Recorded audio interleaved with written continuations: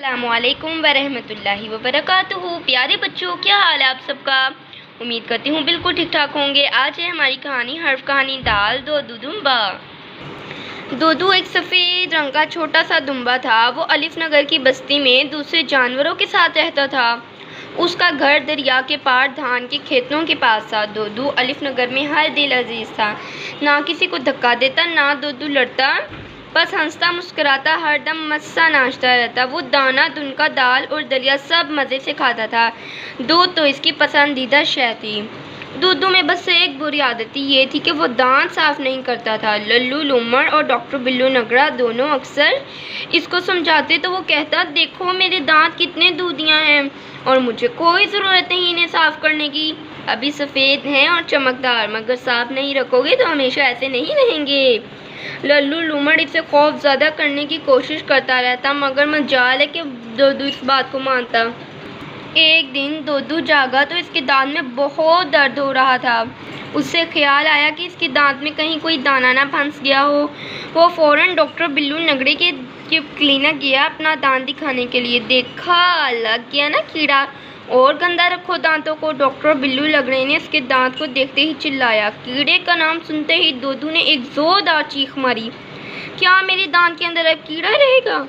खौफ से दोदू के दांत बचने लगे। डॉक्टर बिल्लू नगड़े ने संजीदगी से कहा, जाहिर है कीड़ा तो अब दांत में ही रहेगा। दोदू को सांस लेना भी तो भर लगा, तो क्या मैं मर जाऊंगा? गंदे और कीड़े वाले दांत तो पहले बीमार करते हैं, फिर कमज़ोर। तुम कमज़ोर हो जाओगे तो नाच भी नहीं सकोगे।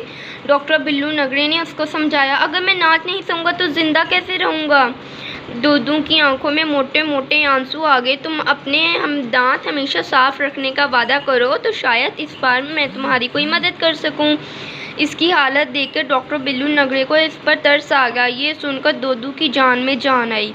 इसने झट से वादा किया कि अब वो रोज़ाना एक बार नहीं बल्कि 2 बार दांत साफ़ करेगा। डॉक्टर बिल्लू नगड़े ने दोदू के दांत में दवाई लगाई और उसे घर भेज दिया।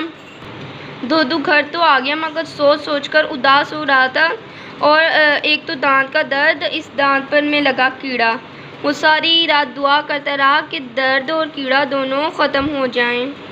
अगले दिन दोदू जागा तो इसका दर्द गायब। वो दौड़ा दौड़ा डॉक्टर बिल्लू नगड़े के पास गया। मुबारक हो दोदू, तुम्हारा कीड़ा और दांत और दर्द दोनों ख़त्म हो गया है। डॉक्टर बिल्लू नगड़े ने दांत देकर इसे खुशखबरी सुनाई। दोदू ने ना आओ देखा ना ताओ, वहीं नाचना शुरू कर दिया।